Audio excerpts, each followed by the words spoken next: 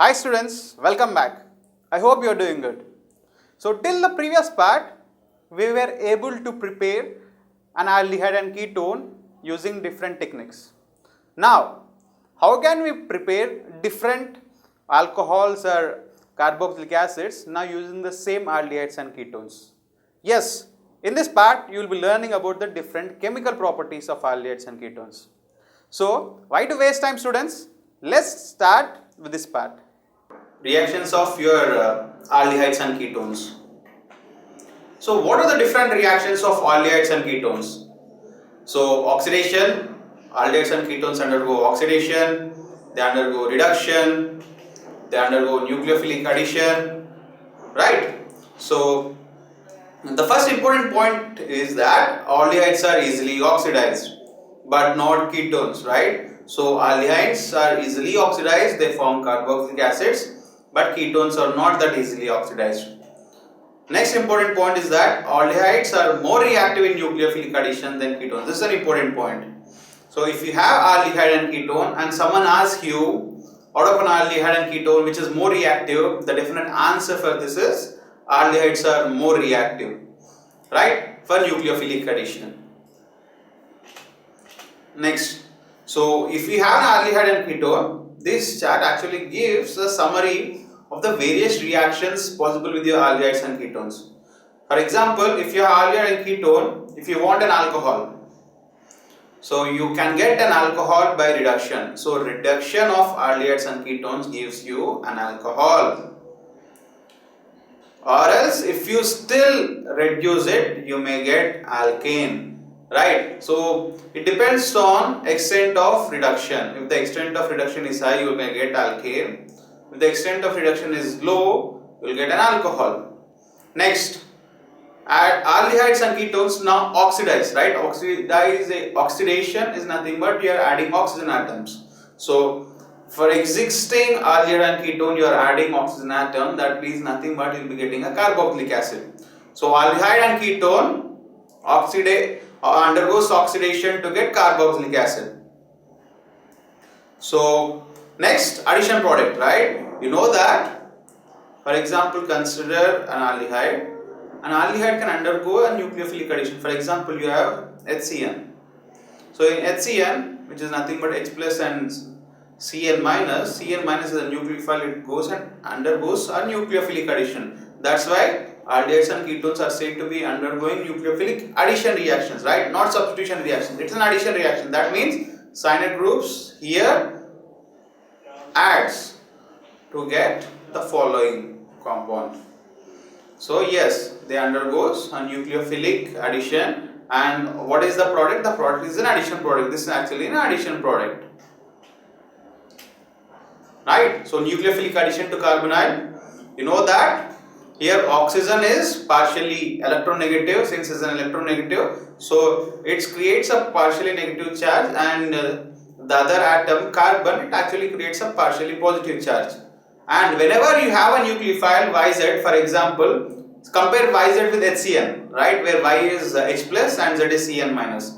And what happens is that your partially negative carbon is joined by your Z, which is electronegative, and Z gets attached to this carbon. So it's like partially negative oxygen attaches with your partially positive, your Y plus, and partially positive carbon attaches with your electronegative group Z.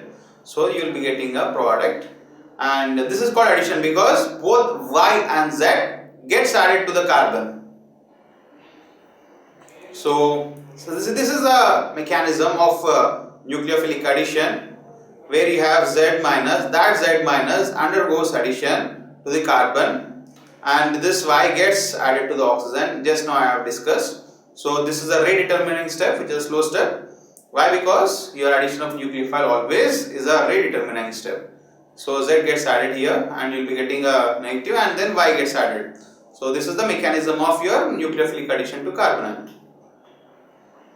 So nucleophilic addition to carbonyl, this is an acid catalyzed. I mean, you have an acid. For example, you have your carbonyl group and that carbonyl group in acidic medium, what happens? Obviously, know that your H plus is getting added here, and if it is some HZ, what happens? You know that the Z gets added here, and your oxygen is there is already OH there attached here, and you get OH and ZH. Here remember ZH is getting attached because already H plus is occupying the position of the oxygen.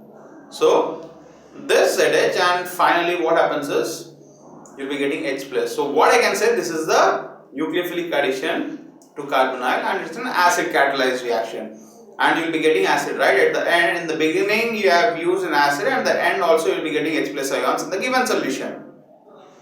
So what are the possible aldehydes, what are the possible reactions of aldehydes and ketones? You can summarize that. They undergo oxidation, reduction, addition of cyanide. Addition of cyanide, just now I have discussed that you will be getting a cyano group, which is a nucleophile getting added on the carbon of your aldehyde or ketone, or I can say your cyanide group adds to the carbonyl carbon.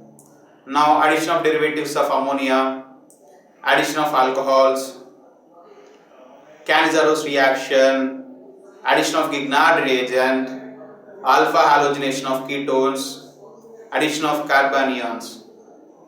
So till now these are the different reactions. I mean oxidation, reduction, addition of cyanide, you are adding derivatives of ammonia, addition of alcohols, Cannizzaro reaction, addition of Grignard reagent, alpha halogenation of ketones, addition of carbanions. So the different reactions of aldehydes and ketones. So let's first discuss oxidation, and oxidation is nothing but you add oxygen, so you have aldehydes, and you have a strong reducing agents. So you have strong oxidizing agents like KMnO4, you will be getting a carboxylic acid. So what I can say is that aldehydes can oxidize to carboxylic acid in presence of oxidizing agent like KMnO4, and you will be using, you can use your Ag plus. The same thing, Ag plus is also again another oxidizing agent which converts your aldehyde into acid. And this is actually the test for silver mirror, or it is called a silver mirror test. This is actually called a silver mirror test. So in silver mirror test you add Ag plus, which oxidizes your aldehyde to acid, and which is a silver mirror. So this is also called a tolerance test. Silver test or the tolerance test. So tolerance test, in tolerance test what happen is you oxidize aldehydes, and in presence of AgNO3, silver nitrate and ammonium hydroxide. So tolerance test, I can say it is a test to detect your aldehydes, and you can detect your aldehyde by formation of silver mirror as a product. So tolerance test is a very important step to detect your aldehydes. Next, ketones. Now what happens if I oxidize ketones? Yes, ketones only oxidize under vigorous conditions. Yes, I told you already. It is very difficult to oxidize your ketones unless you have vigorous conditions. For example, in the above reaction, in the above example, cyclohexanone, KMnO4, no reaction. But if I heat it, then there is a form of adipic acid. So you need vigorous conditions to oxidize your ketones, right? And you can see there is a enol, and you know that your ketone can be tautomerized to give an enol. So because of that, you may get adipic acid. That means you need heat in addition to an oxidizing agent. Next, methyl ketones. This is another. Now methyl ketones, when you add in presence of your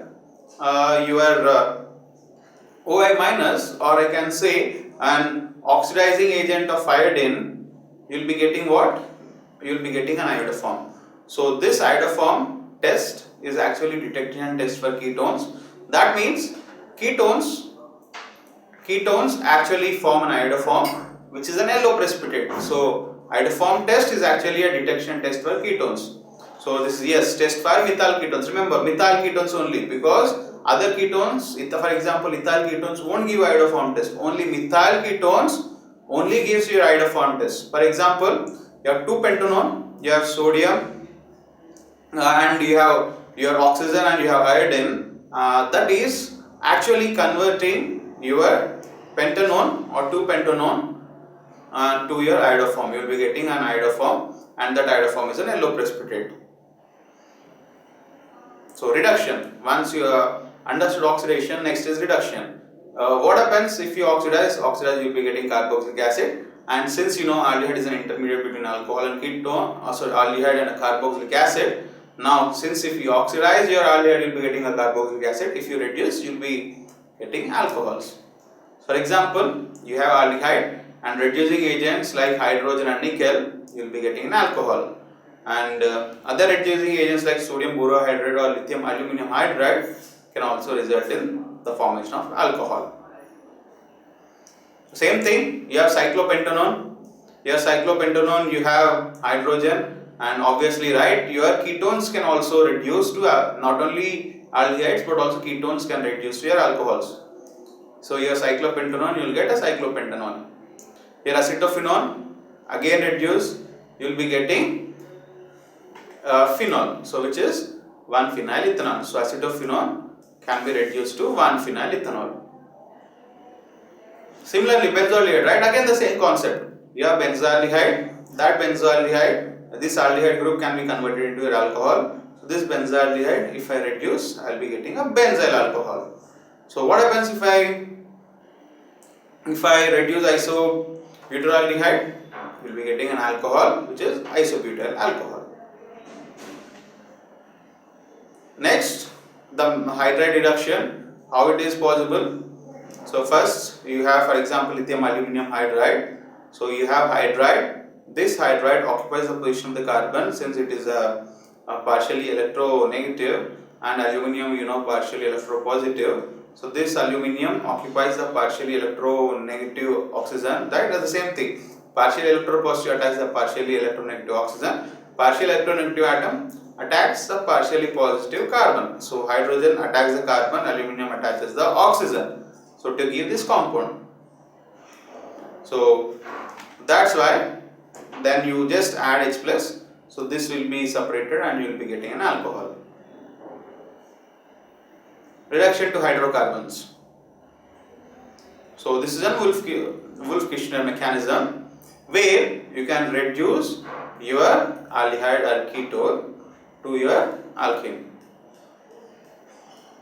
Right? So here you will be using NH2 and this NH2 can be reduced to your alkane.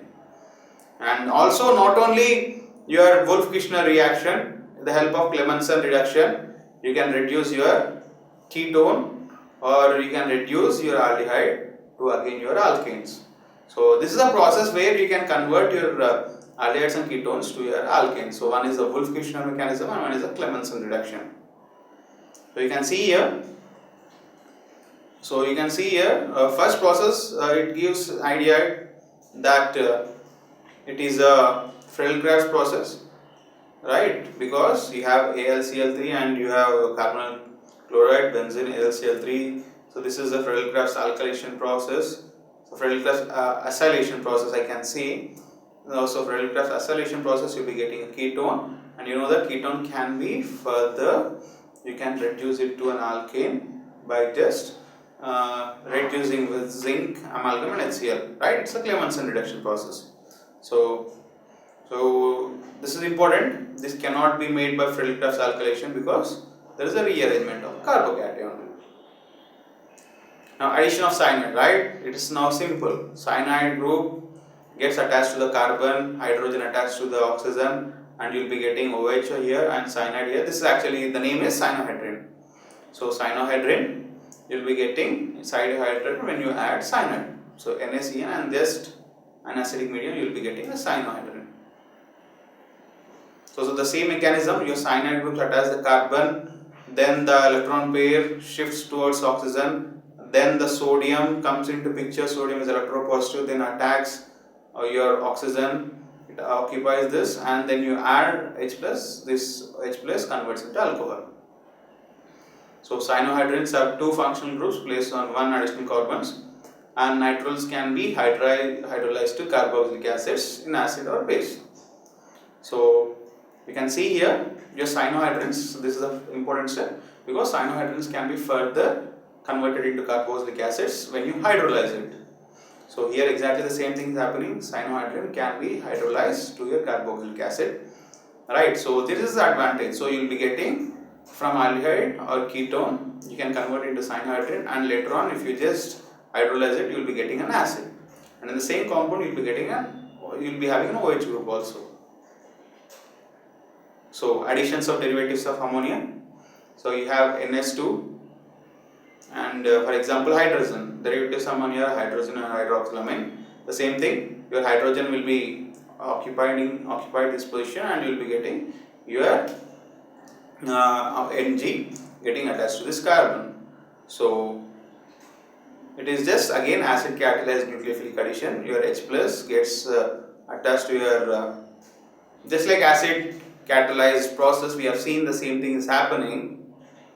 So your H plus gets added here, and you will be getting this will be added here, and this is a rate determinant step. So this will be added here and this will be shifted here. So you will be getting Ng. So for example, you have phenylacetyl aldehyde hydroxylamine, you will be getting an oxide, right? So what is Ng? Here N and G is OH, so you will be getting NOH, right? So similarly you will be getting Ng, you will be getting NOH here since G is OH now. Similarly cyclohexanone, you have semicarbazide, you will be getting a semicarbazone where your N and G is CONS2 now. G is CONS2, so G will be attached.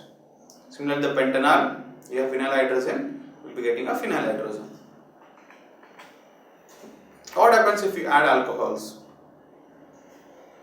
If you add alcohols, what happens is you will be getting an acetal, because you have an alcohol here, and you know that your OR H plus, again H plus is a partially positive, that will be shifted to your oxygen, and for example here you will be getting OR here, for example you will be getting OH here and OR here, which is a hemiacetal. Hemiacetal, in hemiacetal you will be having a OH group and OR group. That can be further converted in presence. Still, if you have ROH in the medium, you can convert into acetal. So hemiacetal can be converted into acetal. So mechanism you can see here, H plus. So you will be getting OH plus, and afterwards you will be getting since it's an acid catalyzed, again in acid catalyzed, remember first your initiation will be started with H plus, and H plus will be occupying your oxygen, and your OH will be shifted to carbon.